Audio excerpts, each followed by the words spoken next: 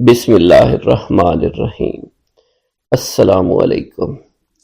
حضور سیدنا غوث اعظم فرماتے ہیں، میں 10 برس کی عمر میں اپنے شہر کے مکتب میں حصول علم کے لیے جایا کرتا تھا۔ اس وقت میرے ساتھ ملائکہ بھی ہوتے تھے جو میرے آگے پیچھے میری حفاظت کی غرض سے چلتے تھے۔ جب میں مدرسہ پہنچتا تھا تو وہ بار بار منادی کرتے تھے، اللہ کے ولی کے لیے جگہ خالی کر دو۔ چنانچہ وہ میرے لیے جگہ خالی کر دیتے تھے۔ ایک مرتبہ میں نے ایک ایسے شخص کو دیکھا جس نے فرشتوں کی آواز سن کر کہا کہ یہ نہایت معزز گھرانے کا فرد ہے اور عن قریب اس کو وہ عظمت اور بزرگی حاصل ہوگی جس میں کوئی مزاحمت نہ ہوگی۔ اس کو ایسا قرب نصیب ہوگا کہ اس کو کوئی فریب نہ دے سکے گا۔ پھر 40 برس بعد میں نے اس شخص کو پہچانا، وہ شخص ابدالوں میں سے تھا۔ حضرت شیخ ابو سعود احمد بن ابی بکر سے مروی ہے، حضور سیدنا غوث اعظم نے فرمایا، میں 25 سال تک تنہا عراق کے بیابانوں میں پھرتا رہا۔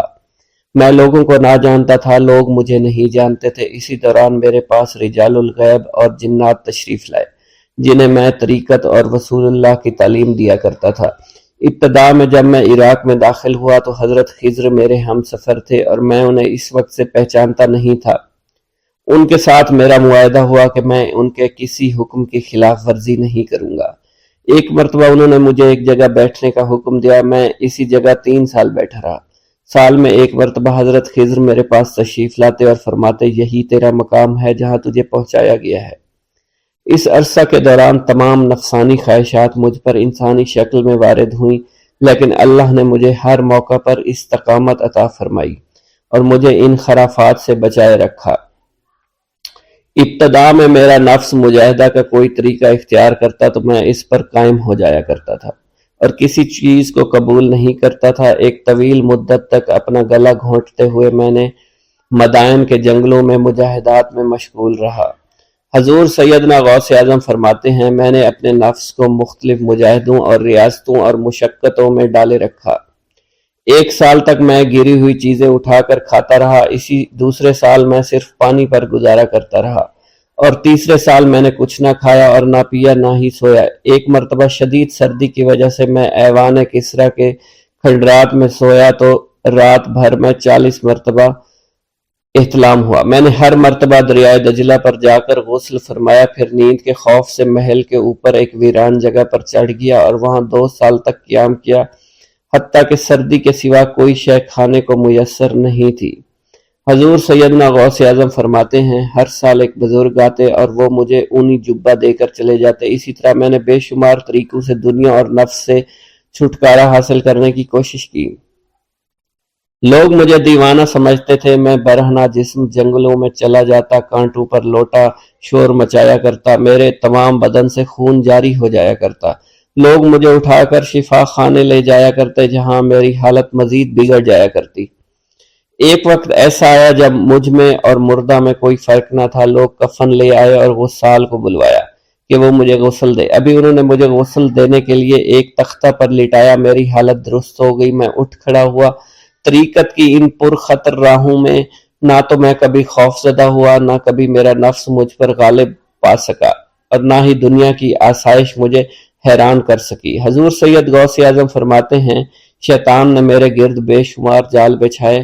جب میں نے ان سے کہا یہ کیا ہے، اس نے کہا یہ دنیاوی آلائشیں ہیں اور میں ان جالوں میں سے تم لوگوں کا شکار کیا کرتا ہوں۔ میں نے 1 سال تک شیطان کا مقابلہ کیا، اس کے بچھائے ہوئے تمام جالوں کو ختم کیا۔ اس کے بعد میرے سینے کو کھول دیا گیا اور مجھ پر بے شمار خلائق ظاہر ہوئے۔ حضور سیدنا غوث اعظم فرماتے ہیں، میں نے دریافت کیا کہ یہ اللہ ایک کیسے ہے؟ جواب ملا، یہ خلق کے اسباب ہیں جو تم سے ملے ہوئے ہیں۔ میں سال بھر ان کی جانب متوجہ رہا یہاں تک کہ وہ مجھ سے جدا ہو گئے۔ جب مجھ پر باطن ظاہر ہوا تو میں اپنے قلب کو بہت سے علائق سے ملوث پایا۔ میں نے دریافت کیا یہ علائق کیا ہیں؟ جواب ملا، یہ تمہارے ارادے، تمہارے اختیارات ہیں۔ چنانچہ 1 سال تک ان کی جانب متوجہ رہا یہاں تک کہ وہ سب علائق مجھ سے دور ہو گئے اور میرا قلب ان غلاظتوں سے نجات پا گیا۔ حضور سیدنا غوث اعظم فرماتے ہیں، پھر میں نے توکل کے دروازے پر آیا، میرا مقصد پورا ہو، لیکن جب میں توکل کے دروازے پر پہنچا بے شمار لوگ وہاں موجود تھے۔ میں ہجوم کو چیرتا بڑھا اور شکر کے دروازے پر پہنچ گیا۔ یہاں بھی لوگوں کا جمع غفیر موجود تھا، اسے بھی چیرتا آگے بڑھا اور مشاہدہ کے دروازے پر پہنچ گیا۔ یہاں پر موجود ہجوم کو بھی چیرتا ہوا اندر داخل ہوا، حتیٰ کہ سب سے آخر میں مجھے فقر کے دروازے پر لا دیا گیا۔ فقر کا دروازہ خالی تھا۔ جب میں اس دروازے میں داخل ہوا تو دیکھا جن جن چیزوں کو میں نے ترک کیا تھا وہ سب یہاں موجود تھی۔ یہاں مجھے ایک بہت بڑے روحانی خزانے کی فتوحات سے نوازا گیا۔ میرے لیے تمام دنیا کے خزانے کھول دیے گئے، مجھے روحانی عزت، دائمی غنا اور خالص آزادی عطا فرمائی گئی۔ میری تمام چیزیں جو میری ہستی اور میری صفات سب معدوم ہو گئی تھی، وہ میری ہستی کی جگہ کسی اور نے لے لی تھی۔ حضرت شیخ ابو سعید مخزومی نے حضور سیدنا غوث اعظم کو خرقہ خلافت سے نوازا اور فرمایا، اے عبد القادر، یہ وہ خرقہ ہے جو حضور نبی کریم صلی اللہ علیہ وسلم نے سیدنا علی المرتضیٰ کو عطا فرمایا۔ سیدنا علی المرتضیٰ نے یہ خرقہ خواجہ حسن بصری کو عطا فرمایا، جس سے ہوتا ہوا یہ مجھ تک پہنچا، اور یہ تمہاری امانت تھی جو میں نے تم تک پہنچا دی۔ حضور سیدنا غوث اعظم نے جب خرقہ مبارک کو زیب تن کیا تو آپ پر بے شمار انوار و تجلیات کی بارش ہونا شروع ہو گئی۔ میرا یہ قدم تمام اولیاء کرام کی گردن پر ہے۔ ایک مرتبہ محلہ حلبہ میں اپنے مہمان خانے میں واز فرماتے ہوئے حضور سیدنا غوث اعظم پر اچانک حالت کشف طاری ہوئی۔ آپ رحمت اللہ علیہ نے فرمایا، میرا یہ قدم ہر ولی اللہ کی گردن پر ہے۔ یہ ارشاد سن کر تمام اولیاء اللہ نے اپنی گردنیں جھکا دیں۔ صلحائے امت نے اس کی توضیح فرمائی ہے کہ آپ رحمت اللہ علیہ کے عہد مبارک اور بعد میں قیامت تک آپ کی عطا کے بغیر ولی اللہ ولایت کے درجے پر فائز نہیں ہو سکتا۔ سلطان الہند حضرت خواجہ معین الدین چشتی المعروف خواجہ غریب نواز اس وقت خراسان کے پہاڑوں پر مجاہدات میں مشغول تھے۔ انہوں نے بھی حضور سیدنا غوث اعظم کا ارشاد گرامی سن کر اپنی گردن جھکا دی اور یوں عرض گزار ہوئے، آپ کے قدمین شریفین میرے سر اور میرے آنکھوں پر ہیں۔ حضور سیدنا غوث اعظم فرماتے ہیں کہ میں 10 برس کی عمر میں اپنے شہر کے مکتب میں حصول علم کے لیے جایا کرتا تھا۔ اس وقت میرے ساتھ ملائکہ بھی ہوتے تھے جو میرے آگے پیچھے میری حفاظت کے لیے چلتے تھے۔ جب میں مدرسہ پہنچتا تو یہ منادی کرتے تھے، اللہ کے ولی کے لیے جگہ خالی کر دو، چنانچہ وہ میرے لیے جگہ خالی کر دیتے تھے۔ ایک مرتبہ میں نے ایک ایسے شخص کو دیکھا جس نے فرشتوں کی آواز سن کر کہا، جس میں کوئی مزاحمت نہ ہوگی، کہ یہ ایک نہایت معزز گھرانے کا فرد ہے اور عن قریب اس کو وہ عظمت حاصل ہوگی جس میں کوئی مزاحمت نہ ہوگی، اور اس کو ایسا قرب نصیب ہوگا کہ اس کو کوئی فریب نہ دے سکے گا۔ پھر 40 برس بعد میں نے اس شخص کو پہچانا، وہ شخص ابدالوں میں سے تھا۔ حضرت شیخ ابو سعود احمد بن بکر حریمی سے مروی ہے کہ حضور سیدنا غوث اعظم نے فرمایا کہ میں 55 سال تک تنہا عراق کے بیابانوں میں پھرتا رہا، میں لوگوں کو نہ جانتا، لوگ مجھے نہ جانتے۔ اسی دوران میرے پاس رجال الغیب اور جنات تشریف لاتے جنہیں میں طریقت اور اصول کی تعلیم دیتا تھا۔ ابتدا میں جب میں عراق میں داخل ہوا تو حضرت خضر میرے ہم سفر بنے، اور بعد میں اس وقت ان کو پہچانتا نہ تھا، اور اس کے ساتھ میرا معاہدہ ہوا کہ میں ان کے کسی حکم کی خلاف ورزی نہیں کروں گا۔ ایک مرتبہ انہوں نے مجھے ایک جگہ بیٹھنے کا حکم دیا اور میں اس جگہ 3 سال تک بیٹھا رہا۔ سال میں ایک مرتبہ حضرت خضر میرے پاس تشریف لاتے، فرماتے کہ یہی تیرا مقام ہے جہاں تجھے پہنچایا گیا ہے۔ اس عرصہ کے دوران تمام نفسانی خواہشات مجھ پر انسانی شکل میں وارد ہوئیں، لیکن اللہ عز و جل نے مجھے ہر موقع پر استقامت عطا فرمائی اور مجھے ان خرافات سے بچائے رکھا۔ ابتدا میں میرا نفس مجاہدہ کا کوئی طریقہ اختیار کرتا تو میں اس پر قائم ہو جاتا اور کسی چیز کو قبول نہ کرتا تھا۔ ایک طویل مدت تک اپنا گلا گھونٹتے ہوئے میں مدائن کے جنگلوں میں مجاہدات میں مشغول رہا۔ حضور سیدنا غوث اعظم فرماتے ہیں کہ میں نے اپنے نفس کو مختلف مجاہدوں، مختلف ریاضتوں اور مختلف مشقتوں میں ڈالے رکھا۔ 1 سال تک میں گری ہوئی چیزیں اٹھا کر کھاتا رہا، دوسرے سال پانی پر گزارا کیا اور تیسرے سال نہ میں نے کچھ کھایا نہ پیا اور نہ ہی سویا۔ ایک مرتبہ شدید سردی کی وجہ سے میں ایوان کسرا کے کھنڈرات میں سویا تو رات بھر میں 40 مرتبہ طبیعت خراب ہوئی۔ حضور سیدنا غوث اعظم فرماتے ہیں ہر سال ایک بزرگ آتے اور وہ مجھے جبہ دے کر چلے جاتے۔ اسی طرح میں نے بے شمار طریقوں سے دنیا اور نفس سے چھٹکارا پانے کی کوشش کی۔ لوگ مجھے دیوانہ سمجھتے تھے۔ میں برہنہ جسم جنگلوں میں چلا جاتا اور کانٹوں پر لوٹتا شور مچاتا تھا۔ میرا تمام بدن سے خون جاری ہو جایا کرتا تھا اور لوگ مجھے اٹھا کر شفا خانے لے جایا کرتے، جہاں میری حالت مزید بگڑ جاتی۔ ایک وقت ایسا بھی آیا جب مجھ میں اور مردہ میں کوئی فرق نہ تھا۔ لوگ کفن لے کر آئے، غسال کو بلوایا کہ وہ مجھے غسل دے دیں۔ ابھی انہوں نے مجھے غسل دینے کے لیے تختہ پر ڈالا ہی تھا کہ میری حالت درست ہو گئی۔ میں اٹھ کھڑا ہوا۔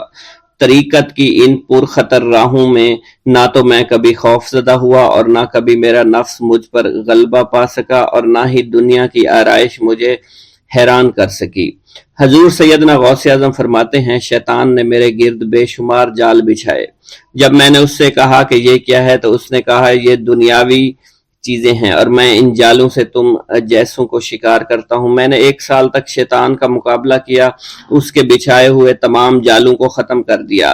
اس کے بعد میرے سینے کو کھول دیا گیا اور مجھ پر بے شمار خلائق ظاہر ہوئے۔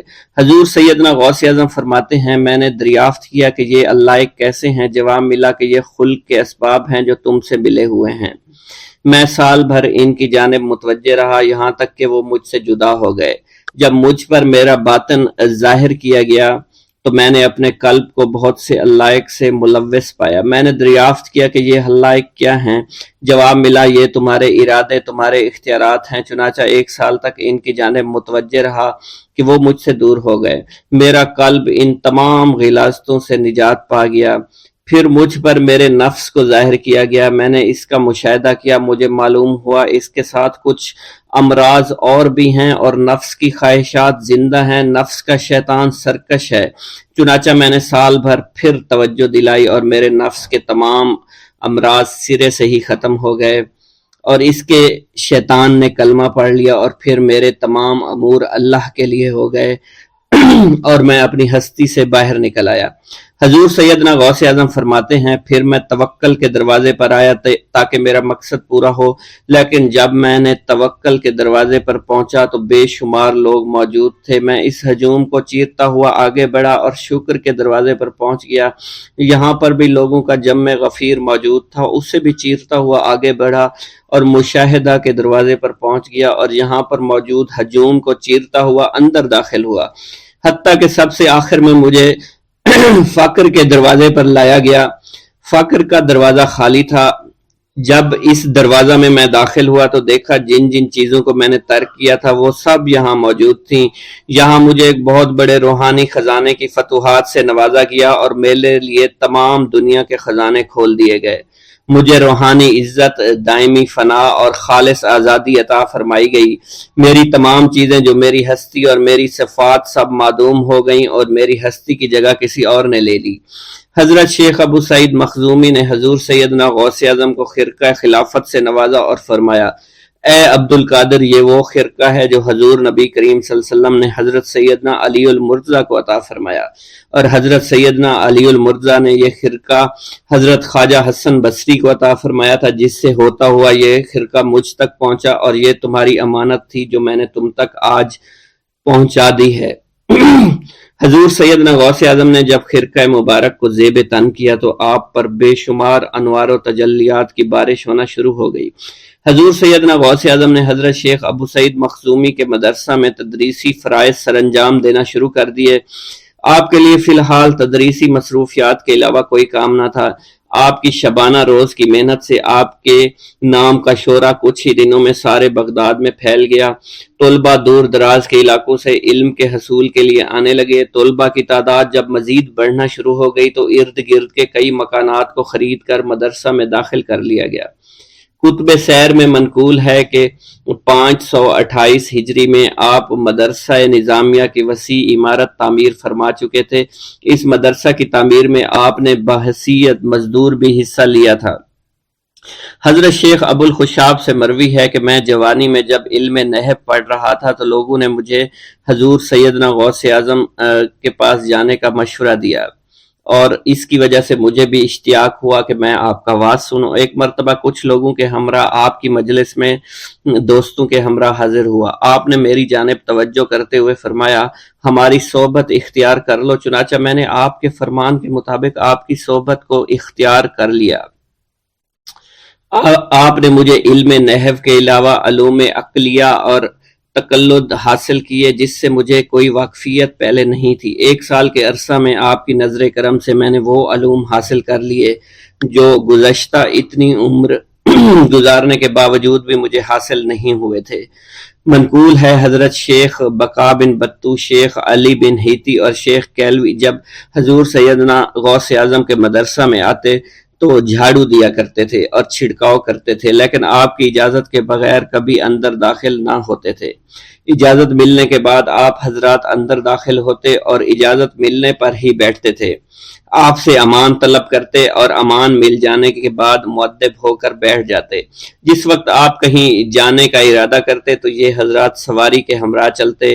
آپ انہیں اس فعل سے منع فرمایا کرتے تھے اور کہتے تھے کہ ہمیں آپ کے ذریعے قرب الہی حاصل ہوا ہے۔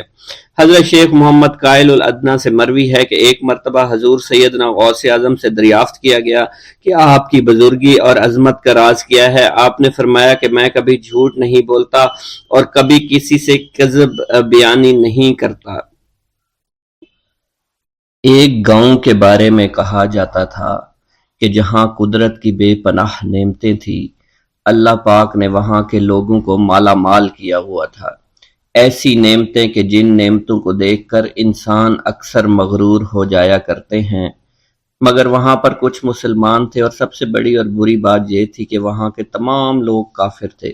وہ کفار اپنی دولت پر بہت فخر کیا کرتے تھے کیونکہ ان میں ہر ایک انسان بہت دولت مند تھا۔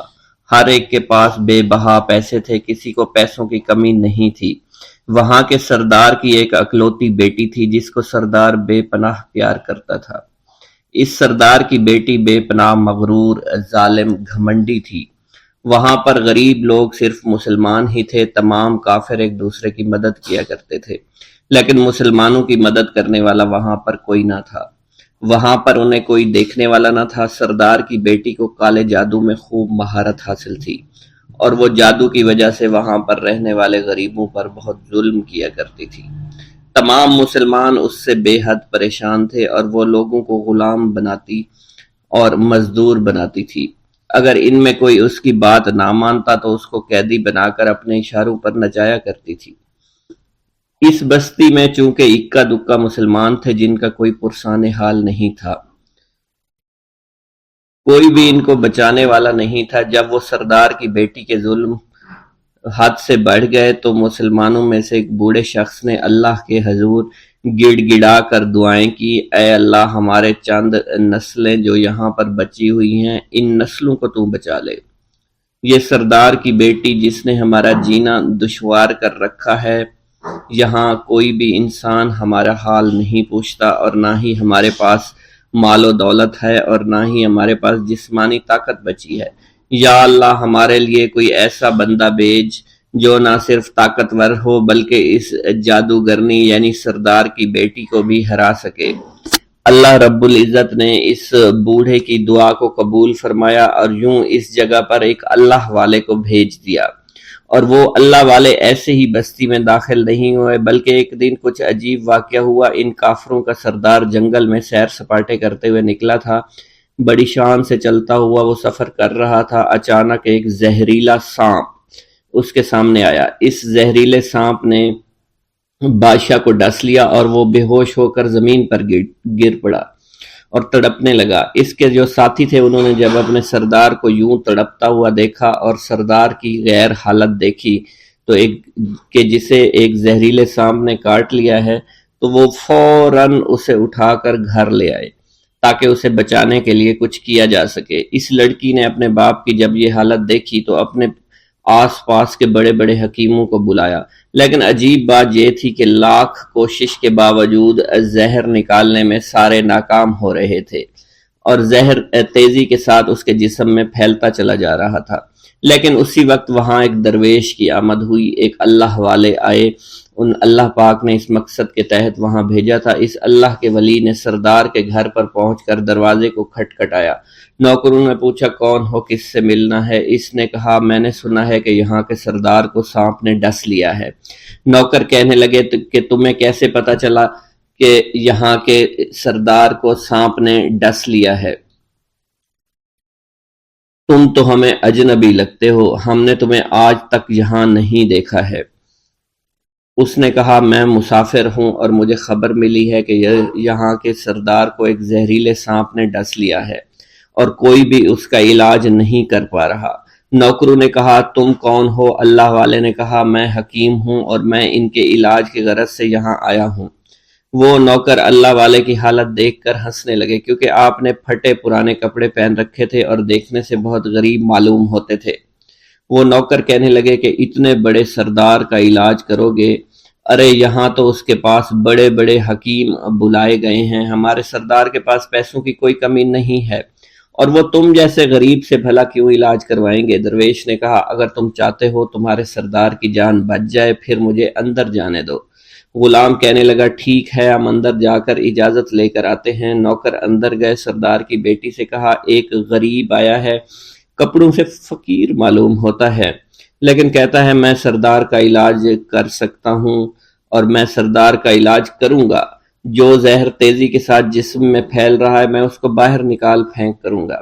اس کی بیٹی کہنے لگی ٹھیک ہے بلا لو۔ جب وہ اللہ والے اس کے گھر کے اندر گئے تو دیکھا سردار تڑپ رہا تھا، ٹانگ کو بار بار بستر پر پٹخ رہا تھا۔ اللہ والے نے اس کے پیر کی طرف دیکھا جہاں سانپ نے اس کو کاٹا تھا، اسی جگہ اللہ والے نے تھوک دیا، فوراً وہاں سے بھاگ گئے۔ اس کے سارے سپاہی اس کی بیٹی دیکھ کر حیران رہ گئے کہ یہ بھلا کون سا دیوانہ ہے، کمرے میں آیا، علاج کی بجائے اسی جگہ پر تھوک دیا جہاں صرف کاٹا تھا، اور بھاگ بھی گیا، اس کو کوئی گرفتار نہیں کر سکا۔ سردار کی بیٹی غصے میں تل ملا اٹھی کہ اس نے جو گستاخی کی ہے اس کی کوئی بات نہیں،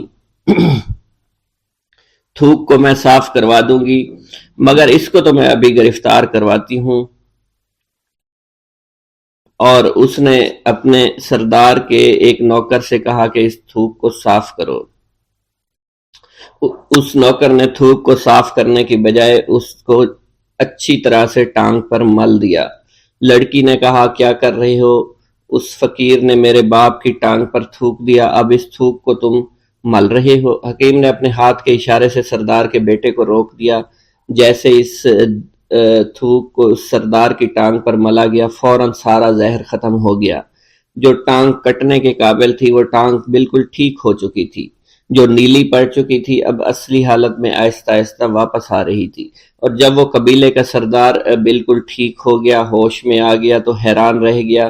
اسے بتایا کہ فقیر بابا کے تھوک کی وجہ سے آپ ٹھیک ہوئے۔ اس نے کہا وہ بزرگ تو ہمارے لیے مسیحا ہے، تم لوگوں نے انہیں جانے کیوں دیا؟ انہیں میرے پاس لے کر آؤ، انہوں نے ہم پر بہت بڑا احسان کیا ہے، ہم اس کے احسان کا بدلہ ضرور چکائیں گے۔ اس کی بیٹی جو خاموشی سے باپ کو دیکھ رہی تھی اس نے کچھ بھی نہ کہا۔ گاؤں کے سردار کے کہنے پر سارے سپاہی اللہ والے کو ڈھونڈنے کے لیے نکل گئے۔ وہ چاروں طرف پھیل گئے لیکن کہیں بھی اللہ والے کا پتہ نہیں چل رہا تھا۔ پھر جب سپاہی تلاش کرتے کرتے جنگل میں داخل ہوئے، وہاں ایک درخت کے نیچے ایک آدمی کو عبادت کرتے ہوئے دیکھا۔ وہ غور سے اس کو دیکھ رہے تھے اور کہہ رہے تھے یہ کس طرح کی عبادت کر رہے ہیں؟ ہم لوگ تو اپنے بتوں کے آگے ہاتھ جوڑتے ہیں، یہ نہ جانے کس کو سجدہ کر رہے ہیں۔ خیر، عبادت کے فوراً بعد اللہ والے کو پکڑ لیا، گاؤں کے سردار کے سامنے پیش کیا۔ وہ کہنے لگا آپ کون ہیں اور کہاں سے آئے ہیں؟ سب سے پہلے تو میں گستاخی کی معافی چاہتا ہوں، میرے لوگوں نے آپ کے ساتھ بڑی بدتمیزی کی، لیکن آپ کی وجہ سے آج میں زندہ ہوں۔ ہم گناہ گاروں کی وجہ سے آپ جیسے لوگوں کو بہت تکلیف ہوئی ہے، اس لیے میں معذرت چاہتا ہوں۔ آپ سے درخواست کرتا ہوں کہ آپ میری طرف سے یہ قیمتی لباس یعنی کپڑے اور عربی گھوڑا قبول کیجئے۔ اللہ والوں نے اس کی طرف مسکرا کر دیکھا اور کہا یہ گھوڑا، یہ لباس بہت قیمتی ہے، مگر یہ لباس پہن کر اس گھوڑے کے لیے گھاس کاٹوں گا تو کیا اچھا لگوں گا؟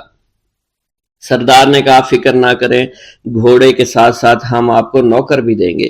اللہ والے نے کہا کہ اتنی مال و دولت اور نوکروں کے ساتھ میں اکیلا رہوں گا؟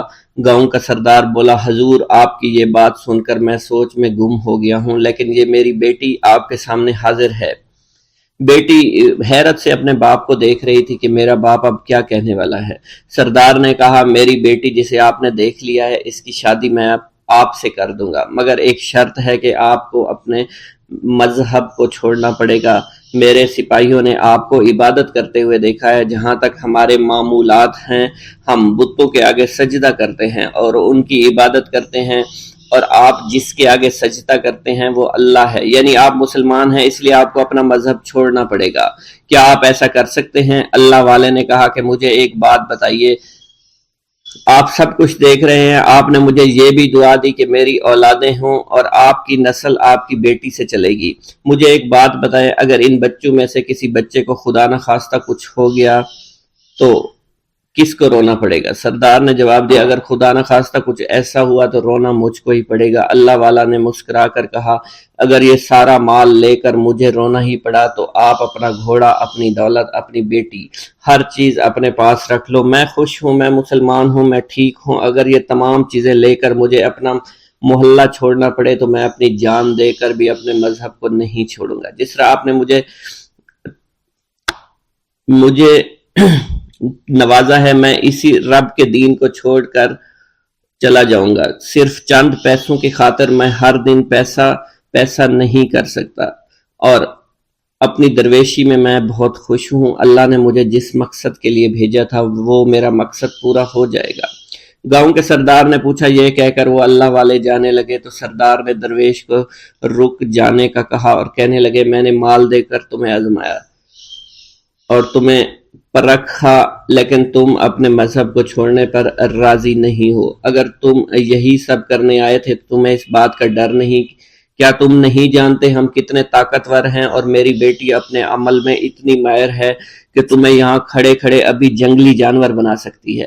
اللہ والے نے کہا کہ اس نے جنگلی جانور کمزور لوگوں کو بنایا ہوگا، یہ مجھے جانور بنا کر تو دکھائے۔ اس سے پہلے کہ گاؤں کا سردار اپنی بیٹی سے کچھ کہتا کہ اس پر وار کرو، اللہ والے نے جادوگرنی پر ایسی پھونک ماری کہ وہ اسی وقت ایک بہت بڑی چھپکلی بن گئی۔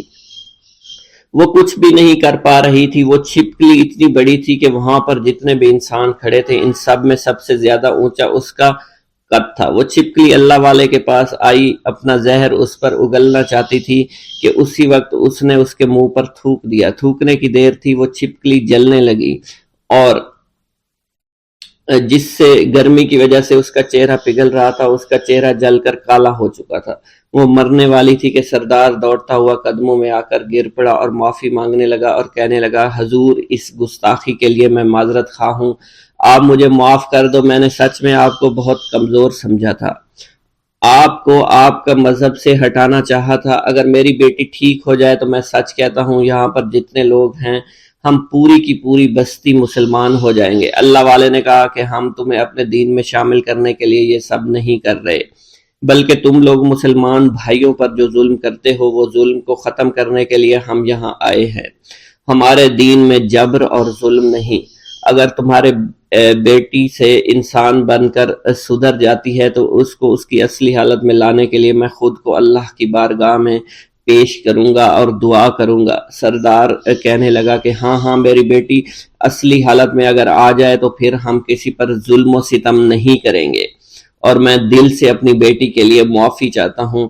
آج سے یہ کوئی بھی جادو ٹونا اور مسلمانوں کو تنگ نہیں کرے گی اور نہ ہی کسی مسلمان پر یہ ظلم اور جبر کرے گی، بس آپ اسے دوبارہ سے انسان بنا دے۔ اللہ والا نے چھپکلی پر دوبارہ سے پھونک ماری تو پھر سے انسان بن گئی اور اللہ والے کے قدموں سے وہ لپٹ گئی، کہنے لگی مجھے معاف کر دیجئے، مجھے معاف کر دیجئے، میں نے اپنے آپ کو بہت طاقتور سمجھا۔ اس لڑکی کا آدھا چہرہ جل چکا تھا اور کالا ہو چکا تھا۔ وہ کہنے لگی کہ آج اپنے باپ کے ساتھ میں آپ کے دست مبارک پر مسلمان ہونا چاہتی ہوں۔ میں وعدہ کرتی ہوں کہ آج سے اس بستی پر کوئی بھی کافر کسی مسلمان کے ساتھ بدتمیزی نہیں کرے گا، زیادتی نہیں کرے گا، ظلم اور جبر نہیں کرے گا، بلکہ ہم سب یہاں مل جل کر رہیں گے اور بھائی چارے کے ساتھ رہیں گے۔ ہم سب مسلمان ہو جائیں گے اور پھر یوں اللہ والے کے ہاتھوں پوری بستی کا سردار اور اس کی بیٹی نے اسلام قبول کر لیا، اور سردار نے اللہ والے سے اپنی بیٹی کا نکاح کر دیا، اور پھر اس بستی میں ہمیشہ کے لیے امن و امان قائم ہو گیا۔ بسم اللہ الرحمن الرحیم۔ منقول ہے کہ حضور سیدنا غوث اعظم کے زمانہ میں ایک مقرب کی ولایت سلب کر لی گئی۔ سب چھوٹے بڑے اس کو حقارت کی نگاہ سے دیکھنے لگے۔ اس نے 360 اولیاء اللہ سے التجا کی کہ وہ اس کے حق میں دعا فرمائیں، لیکن اس کا نام لوح محفوظ پر اشتیاق کی فہرست میں لکھ دیا گیا۔ ان اولیاء اللہ نے اس کو بتایا کہ تم کامیاب نہیں ہوں گے۔ اس کے چہرے کا رنگ سیاہ پڑ گیا۔ اس شخص نے حضور سیدنا غوث اعظم شیخ عبد القادر جیلانی کی خدمت میں حاضر ہو کر دعا کی درخواست کی۔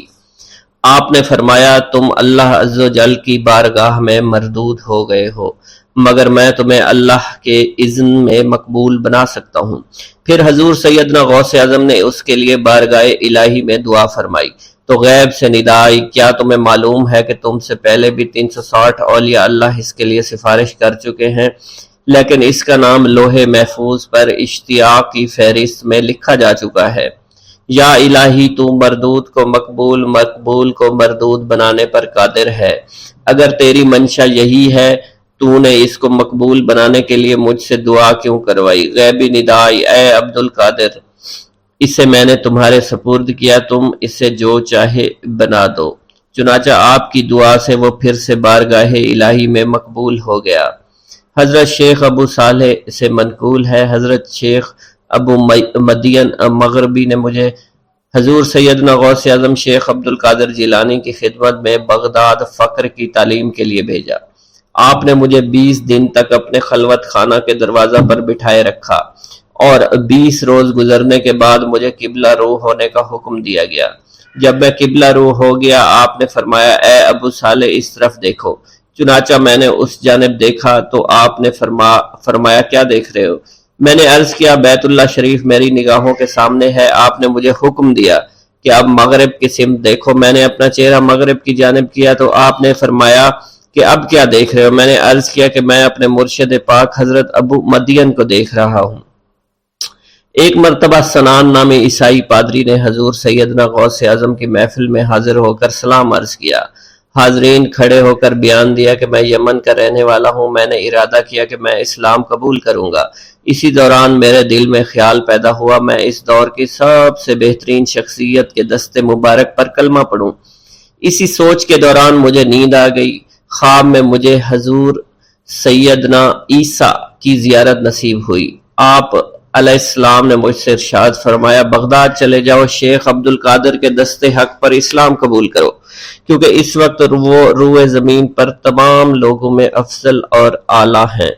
حضرت شیخ عمر الحکیمانی سے منقول ہے، ایک مرتبہ حضور سیدنا غوث اعظم کی خدمت میں 13 لوگ دائرہ اسلام میں داخل ہونے کے لیے حاضر ہوئے۔ ان لوگوں نے بیان کیا کہ ہم عرب کے عیسائی ہیں اور ہم نے کلمہ پڑھنے کا ارادہ کر لیا ہے۔ ابھی یہ سوچ ہی رہے تھے کہ کس مرد کامل کے دست حق پر کلمہ پڑھیں گے، ہمیں ہاتف غیب سے آواز سنائی دی کہ بغداد جا کر شیخ عبد القادر جیلانی کے دست مبارک پر کلمہ پڑھو۔ حضرت شیخ زین الدین ابو الحسن علی بن ابی طاہر سے مروی ہے، فرماتے ہیں میں نے حضور سیدنا غوث اعظم سے علم حاصل کیا۔ اللہ عز و جل نے مجھے 1 سال میں اتنا علم دیا کہ دوسروں کو وہ علم 20 سال میں بھی نصیب نہ ہوا ہوگا۔ میں نے آپ سے مصر جانے کی اجازت طلب کی۔ آپ نے فرمایا تو دمشق پہنچ کر غازیوں کو مصر میں داخل ہونے کے لیے تیار پائے گا تاکہ اس پر قبضہ ہو جائے، مگر ان سے کہنا کہ وہ ہرگز کامیاب نہ ہوں گے، ہاں دوسری مرتبہ وہ کامیاب ہو جائیں گے۔ حضرت شیخ زین الدین فرماتے ہیں جب میں دمشق پہنچا میں نے وہی حال پایا جو آپ نے بیان فرمایا تھا۔ میں نے ان سے کہا تو وہیں نہ رکے۔ جب میں مصر پہنچا تو میں نے خلیفہ کو ان کو مقابلے کے لیے تیار پایا۔ میں نے خلیفہ سے کہا گھبراؤ نہیں، کامیاب ہو جاؤ گے۔ وہ فرماتے ہیں خلیفہ نے مجھے اپنا ندیم خاص مقرر فرمایا اور اپنے ہر راز سے مجھے واقفیت دے دی۔ پھر دوسری مرتبہ غازی آئے، انہوں نے مصر پر قبضہ کر لیا۔ مجھے حضور سیدنا غوث کے قول کے مطابق ہر ایک سے 1.5 لاکھ دینار ملے۔ مجھے مصر میں ہر خاص و عام میں مقبولیت حاصل ہوئی اور بے شمار لوگ میرے واعظ سے مستفید ہونے لگے۔ حضرت شیخ ابو الخیر سے منقول ہے، فرماتے ہیں میں شیخ ابو محمد حسن، شیخ ابو قاسم، شیخ ابو حفظ کی خدمت میں حاضر ہوئے۔ آپ نے فرمایا تم سب اپنی اپنی حاجات بیان کرو، میں انشاءاللہ تمہاری حاجات پوری کروں گا۔ شیخ ابو سعید نے کہا کہ میں ترک دنیا اختیار کرنا چاہتا ہوں۔ شیخ ابن قائد وانی نے کہا کہ مجھے مجاہدے کی قوت عطا کر دیجئے۔ شیخ بزاز نے کہا خوف الہی چاہتا ہوں۔ شیخ فارسی نے کہا اللہ کے ساتھ میرا ایک حال ہے جسے میں کھو بیٹھا ہوں، چاہتا ہوں میرا وہ حال لوٹ آئے۔ شیخ جمیل نے کہا میں حفظ کرنا چاہتا ہوں۔ شیخ عمر نے کہا میں علم کی زیادتی چاہتا ہوں۔ شیخ خلیل نے کہا میں چاہتا ہوں مجھے موت نہ آئے، یہاں تک کہ مجھے مقام قطبیت پر فائز کیا جائے۔ شیخ ابو البرکات نے کہا کہ میں محبت الہی میں استغراق چاہتا ہوں۔ شیخ ابو عبداللہ نے کہا کہ میں نائب وزیر بننا چاہتا ہوں۔ شیخ ابو مفتوح نے کہا کہ میں خلیفہ کے گھر کا استاد بننا چاہتا ہوں۔ حضرت شیخ ابو الخیر فرماتے ہیں حضور سیدنا غوث اعظم نے فرمایا انشاءاللہ تم سب کی حاجات جلد پوری ہوں گی۔ چنانچہ آپ کا قول پورا ہوا اور تمام لوگوں کی حاجات پوری ہوئیں ماں سوائے شیخ خلیل کے، کیونکہ حضرت شیخ خلیل نے قطبیت مانگی تھی جس کا وقت ابھی نہیں آیا تھا۔ حضرت ابو السعد عبداللہ سے مروی ہے کہ میری کنواری بیٹی فاطمہ گھر کی چھت پر چڑھی تو اسے کوئی چیز اٹھا کر لے گئی۔ اس وقت میری بیٹی کی عمر 16 برس تھی۔ میں حضور سیدنا غوث اعظم شیخ عبد القادر جیلانی کی خدمت میں حاضر ہوا اور سارا ماجرا ان کے گوش گزار کر دیا۔ آپ نے فرمایا تم آج رات کو کرخ کے ویرانے میں جاؤ اور تل خمس 5واں ٹیلا کے پاس جا کر بیٹھ جاؤ اور اپنے ارد گرد دائرہ کھینچ لو۔ دائرہ کھینچتے وقت بسم اللہ علی نیت عبد القادر کے الفاظ پڑھنا۔ جب رات بڑھے گی جنوں کے گروہ مختلف شکلوں میں تیرے نزدیک سے گزریں گے، تم انہیں دیکھ کر خوف زدہ مت ہونا۔ جب صبح ہو جائے گی تو جنوں کا بادشاہ جماعت کے ہمراہ گزرے گا، وہ تجھ سے تیری حاجت پوچھے گا، تو اسے بتانا عبد القادر نے بھیجا ہے اور میری حاجت یہ ہے۔ ابو سعید فرماتے ہیں میں نے حکم کی تعمیل کی، آپ کے فرمان کے مطابق ڈراؤنی شکلوں والے لوگ گزرے مگر دائرہ کے نزدیک کوئی نہ آ سکا، یہاں تک کہ صبح جنوں کا بادشاہ گھوڑے پر سوار ہو کر آیا، اس کے ساتھ ایک کثیر جماعت بھی تھی۔ اس نے مجھ سے کہا میری حاجت پوچھی، میں نے اسے حضور سیدنا غوث اعظم کا پیغام پہنچاتے ہوئے کہا اور اپنی حاجت بیان کی۔ میری بات سن کر وہ بادشاہ گھوڑے سے اترا، زمین کو بوسہ دیتے ہوئے دائرہ کے کنارے بیٹھ گیا۔ بادشاہ کے بیٹھتے ہوئی جماعت بھی بیٹھ گئی۔ پھر بادشاہ نے اپنی جماعت کے کچھ لوگوں کو حکم دیا جاؤ جس نے یہ کام کیا ہے اسے میرے پاس لے کر آؤ۔ چنانچہ وہ لوگ ایک سرکش جن کو پکڑ لائے جس کے ساتھ میری بیٹی بھی تھی۔ جنوں کے بادشاہ سے کہا گیا کہ یہ ملک چین کے سرکش جنوں میں سے ہے۔ بادشاہ نے اس جن کو مخاطب کرتے ہوئے کہا کہ تمہیں قطب وقت کے قدموں کے نیچے سے لڑکی اٹھانے کی جرت کیوں کر پیش ہوئی؟ اس سرکش جن نے کہا کہ میں اس لڑکی پر عاشق ہو گیا تھا۔ بادشاہ جن نے اس سرکش جن کو سر قلم کرنے کا حکم دیا اور میری بیٹی مجھے واپس لوٹا دی۔ میں نے بادشاہ جن سے کہا کہ تم نے حضور سیدنا غوث اعظم کا حکم بجا لانے میں کوئی کسر نہ چھوڑی۔ بادشاہ جن نے کہا کہ وہ گھر بیٹھے ہم جیسے سرکشوں کو دیکھ لیتے ہیں، خواہ کتنی ہی دور کیوں نہ بیٹھے ہوں۔ جب اللہ عز و جل کوئی قطب مقرر کرتا ہے تو اسے جن و انس پر قدرت عطا فرما دیتا ہے۔ تفریح الخاطر میں منقول ہے حضور سیدنا غوث اعظم کے وصال کے بعد ایک شخص جو کہ عرصہ دراز سے مرشد کامل کی تلاش میں تھا اور وہ آپ کا شورا سننے کے بعد آپ کی خدمت میں بغداد شریف پہنچا۔ جب اس شخص کو معلوم ہوا کہ آپ وصال فرما گئے ہیں تو وہ آپ کی قبر مبارک پر حاضر ہوا اور آداب زیارت بجا لایا۔ آپ اپنی قبر مبارک سے باہر تشریف لائے، اس کا ہاتھ پکڑ کر اسے سلسلہ عالیہ قادریہ میں بیعت فرما دیا اور اس کی جانب خصوصی توجہ فرمائی۔ حضرت ابو بکر ارکیمی فرماتے ہیں میں ابتدائی عمر میں شتربانی کا کام کیا کرتا تھا۔ ایک مرتبہ مجھے ایک شخص کے ساتھ حج کرنے کا اتفاق ہوا۔ اس شخص کو یہ خطرہ لاحق ہوا کہ وہ عنقریب مر جائے گا۔ اس نے مجھے ایک چادر اور 10 دینار دیے اور فرمایا یہ میری امانت تم بغداد شریف واپس جا کر حضور سیدنا غوث اعظم شیخ عبد القادر جیلانی رحمۃ اللہ علیہ کی خدمت میں پیش کر دینا۔ حضرت ابو بکر الکیمی فرماتے ہیں کہ میں اس وصیت کے کچھ دنوں بعد اس شخص کا انتقال ہو گیا۔ میں جب بغداد شریف تشریف لایا تو لالچ میں پھنس گیا۔ میرے دل میں خیال آیا ان چیزوں کے متعلق کسی کو کچھ علم نہیں ہے، چنانچہ میں نے وہ چادر اور 10 دینار اپنے پاس رکھ لیے۔ ایک دن میں بازار سے گزر رہا تھا، میری ملاقات حضور سیدنا غوث اعظم سے ہوئی۔ میں نے آپ کو سلام کیا، آپ نے میرا ہاتھ پکڑ کر فرمایا تم نے 10 دیناروں کے لیے بھی اللہ کا خوف نہیں کیا، میری امانت اپنے پاس رکھ لی اور میرے پاس اپنی آمد و رفت بھی ختم کر لی۔ حضرت ابو بکر ارکیمی فرماتے ہیں کہ حضور سیدنا غوث اعظم کی بات سن کر مجھ پر غشی طاری ہو گئی، اور جب مجھے ہوش آیا میں نے وہ چادر اور 10 دینار لا کر آپ کی خدمت میں پیش کیے اور معافی کا خواستگار ہوا۔ واللہ عالم۔ بھوک اللہ کے خزانوں میں سے ایک خزانہ ہے۔ حضرت شیخ ابو محمد فرماتے ہیں ایک روز میں حضور سیدنا غوث اعظم کی خدمت میں ایسی حالت میں حاضر ہوا کہ فاقہ سے تھا، اور میرے اہل و عیال بھی کئی دنوں سے بھوکے تھے۔ میں نے آپ کی خدمت میں سلام عرض کیا تو آپ نے میری دلی کیفیت کو بھانپتے ہوئے فرمایا اے جونی، بھوک اللہ تعالیٰ کے خزانوں میں سے ایک خزانہ ہے، اور اللہ عز و جل جس کو دوست رکھتا ہے اس کو فاقہ کی نعمت عطا فرما دیا کرتا ہے۔ حضرت شیخ زین الدین فرماتے ہیں ایک مرتبہ میں اور ایک میرا دوست حج کی ادائیگی کے بعد بغداد شریف آئے۔ بغداد شریف میں ہم کسی کو جانتے نہیں تھے اور ہمارے پاس صرف ایک قبضہ کمان تھی جسے فروخت کر کے ہم نے کچھ چاول خریدے اور انہیں پکایا۔ ہم ان چاولوں سے سیر نہ ہو سکے اور نہ ہی ہمیں کوئی لطف محسوس ہوا۔ بعد ازاں ہم حضور سیدنا غوث اعظم کی محفل میں حاضر ہوئے تو آپ کچھ کلام فرما رہے تھے۔ ہمیں دیکھتے ہی آپ نے اپنا کلام قطع کر لیا اور فرمانے لگے حجاز مقدس سے کچھ مہمان آئے اور ان کے پاس قبضہ کمان کے سوا کچھ نہ تھا جسے انہوں نے فروخت کر کے چاول خریدے اور انہیں پکا کر کھایا، لیکن نہ ہی وہ سیر ہوئے اور نہ ہی لطف اندوز۔ حضرت شیخ زین الدین ابو الحسن علی بن ابو طاہر ابراہیم انصاری فرماتے ہیں ہم نے جب حضور سیدنا غوث اعظم کا یہ کلام سنا تو ہم نہایت حیران ہوئے۔ محفل کے اختتام پر آپ نے دسترخوان بچھوایا۔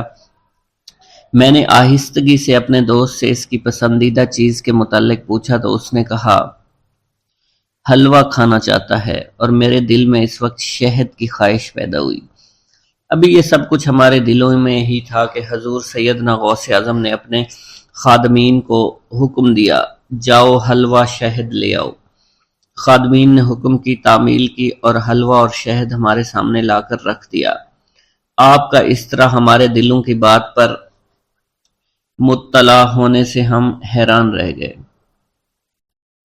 حضرت ابو حفص عمر بن صالح بغدادی ایک مرتبہ اپنی اونٹنی کو ہانکتے ہوئے حضور سیدنا غوث اعظم کی خدمت میں حاضر ہوئے۔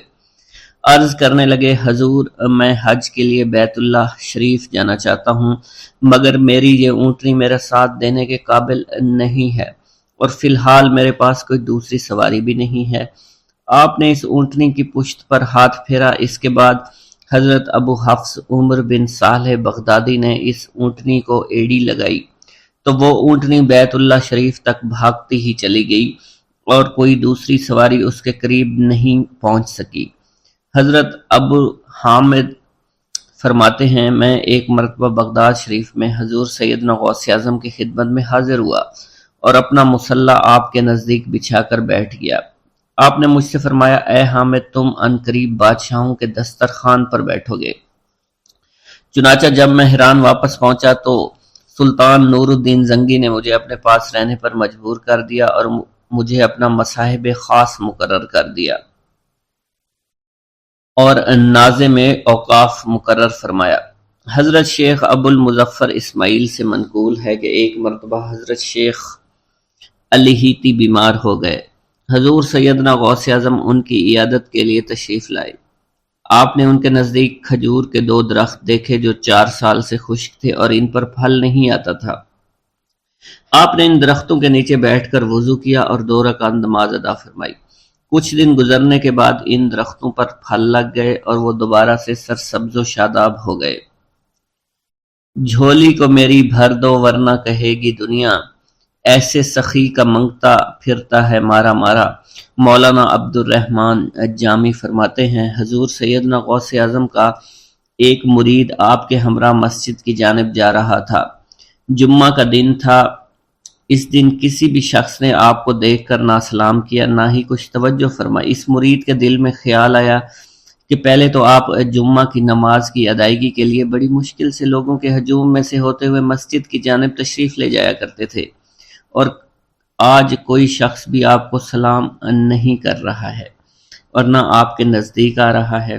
مولانا عبد الرحمن جامی فرماتے ہیں، ابھی یہ خیال اس مرید کے دل میں ہی تھا کہ حضور سیدنا غوث اعظم نے مسکرا کر اس مرید کو دیکھا، پھر لوگوں کا ایک جمع غفیر اکٹھا ہو گیا اور ہر کوئی آپ سے سلام کرنے کا خواہش مند تھا، یہاں تک کہ اس مرید اور آپ کے درمیان ہجوم حائل ہو گیا۔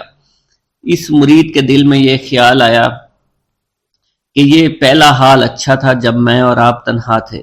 مولانا عبد الرحمن جامی فرماتے ہیں، حضور سیدنا غوث اعظم شیخ عبد القادر جیلانی نے ایک مرتبہ پھر اس مرید کی دلی کیفیت کو بھانپتے ہوئے فرمایا، تمہیں معلوم نہیں لوگوں کے دل میری مٹھی میں ہیں، میں انہیں چاہوں تو پھیر دوں، چاہوں تو اپنی جانب متوجہ کر لوں۔ ایک مرتبہ ایک عورت حضور سیدنا غوث اعظم کی خدمت میں بیٹے کو لے کر حاضر ہوئی۔ عرض کیا، میرے اس بیٹے کو آپ سے دلی لگاؤ ہے، آپ اسے اپنی غلامی میں قبول فرما لیں، میں اللہ عز و جل اور آپ کی خاطر اپنے بیٹے پر اپنے حق کو معاف کرتی ہوں۔ آپ نے اس لڑکے کو قبول فرما لیا۔ چند روز بعد وہ عورت اپنے بیٹے سے ملنے کے لیے آئی تو وہ لڑکا آپ کے حکم سے مجاہدات میں مشغول تھا اور بے حد کمزور اور لاغر ہو چکا تھا۔ اس عورت نے جب آپ کو دیکھا تو آپ اس وقت مرغی کا گوشت کھا رہے تھے، آپ کے سامنے ہڈیاں پڑی ہوئی تھی۔ اس عورت نے آپ سے کہا کہ آپ خود تو مرغی کھاتے ہیں جبکہ میرا بیٹا سخت مجاہدات میں مشغول ہے۔ آپ نے اس عورت کی بات سننے کے بعد ہڈیوں کی جانب اشارہ کیا اور حکم دیا، اللہ عز و جل کے حکم سے زندہ ہو جاؤ۔ آپ کا یہ فرمانا تھا کہ ان ہڈیوں سے ایک سالم مرغی زندہ کھڑی ہو گئی۔ آپ نے فرمایا کہ جب تیرا بیٹا اس منزل پر پہنچ جائے گا تو پھر جو چاہے گا کھائے گا۔ منقول ہے ایک مرتبہ حضور سیدنا غوث اعظم کو اللہ عز و جل کی جانب سے حکم ہوا کہ 700 مردوں اور 700 عورتوں کو واصل باللہ کریں۔ آپ نے اللہ کے اس فرمان کے مطابق مجمع عام میں نظر دوڑائی تو مجمع میں سے 700 مرد اور 700 عورتیں علیحدہ ہو گئیں۔ آپ نے ان پر نگاہ ولایت ڈالی تو وہ سب واصل اللہ ہو گئے۔ حضور سیدنا غوث اعظم مدینہ منورہ میں حضور نبی کریم کے روضہ مبارک پر حاضری دینے کے بعد باپیادہ بغداد شریف واپس تشریف لا رہے تھے۔ راستے میں ایک چور جو کہ ناکہ لگا کر کسی مسافر کا انتظار کر رہا تھا، اس نے آپ کو قریب آنے پر روک لیا۔ آپ نے اس چور سے دریافت کیا، تم کون ہو؟ اس نے کہا، دیہاتی ہوں۔ آپ کو بذریعہ کشف اس کی بدنیتی کی خبر ہو چکی تھی۔ اسی دوران اس چور کے دل میں خیال پیدا ہوا کہ یہ غوث اعظم ہوں گے۔ آپ نے اس کے دل کی بات کو بھانپتے ہوئے فرمایا کہ میں عبد القادر ہوں۔ چور نے جب آپ کی بات سنی فوراً قدموں میں گر پڑا اور معافی کا خواستگار ہوا۔ آپ کو اس کی حالت پر ترس آ گیا۔ آپ نے اللہ عز و جل کے حضور اس کے لیے دعا فرمائی تو ندائے غیبی سنائی دی، اے غوث اس چور کو سیدھے راستہ دکھاتے ہوئے قطب بنا دو۔ آپ نے اس چور کی جانب نگاہ دوڑائی تو آپ کے فیض روحانی سے قطب کے درجے پر وہ فائز ہو گیا۔ حضرت شیخ ابو عباس خضر بن عبداللہ بن یحییٰ حسینی فرماتے ہیں، ایک مرتبہ میں نے خلیفہ ابو المظفر یوسف عباسی کو حضور سیدنا غوث اعظم شیخ عبد القادر جیلانی کی خدمت میں موجود پایا۔ اس نے آپ سے کسی کرامت کو دیکھنے کی درخواست کی اور کہا کہ اس سے میرا دل مطمئن ہو جائے گا۔ حضور سیدنا غوث اعظم حضرت سیدنا شیخ عبد القادر جیلانی نے خلیفہ سے پوچھا کہ تو کیا چاہتا ہے؟ اس نے کہا کہ ایک سیب، اور اس وقت عراق میں سیبوں کا موسم نہ تھا۔ آپ نے اپنے دست مبارک فضا میں بلند کیا اور دیکھتے ہی دیکھتے آپ کے ہاتھ میں 2 سیب آ گئے۔ آپ نے ایک سیب ابو المظفر کو دیا اور دوسرا خود رکھ لیا۔ ابو المظفر نے جب اپنا سیب چیرا تو اس میں سے کیڑا نکل آیا۔ اس نے جب اپنا سیب چیرا تو یہ اندر سے سفید تھا، اس میں سے کستوری کی خوشبو آ رہی تھی۔ ابو المظفر نے وجہ دریافت کی تو آپ نے فرمایا اس سیب میں سے کیڑا اس وجہ سے نکلا کیونکہ اس سیب کو ظالم کا ہاتھ لگا ہوا تھا۔ حضرت شیخ ابو محمد سے مروی ہے، ایک مرتبہ میں حضور سیدنا غوث اعظم کی خدمت میں بغداد شریف حاضر ہوا۔ کچھ دنوں تک آپ کے ہاں قیام پذیر رہا اور روحانی فیوز و برکات سے مالا مال ہوا۔ بعد ازاں جب میں واپس اپنے ملک مصر روانہ ہونا لگا تو آپ نے مجھ سے فرمایا کہ کبھی کسی سے کوئی چیز مت مانگنا۔ پھر آپ نے اپنی انگشت شہادت میرے منہ میں ڈالی اور فرمایا کہ اسے اچھی طرح چوسو۔ چنانچہ میں نے آپ کے فرمان کے مطابق ایسا ہی کیا۔ جب میں آپ سے اجازت لینے کے بعد واپس اپنے ملک مصر روانہ ہوا تو بغداد شریف سے مصر تک کی طویل مسافت کے دوران مجھے کچھ بھوک محسوس نہیں ہوئی، اور میں جوں جوں آگے بڑھتا رہا اپنے جسم میں توانائی کو پہلے سے زیادہ پاتا۔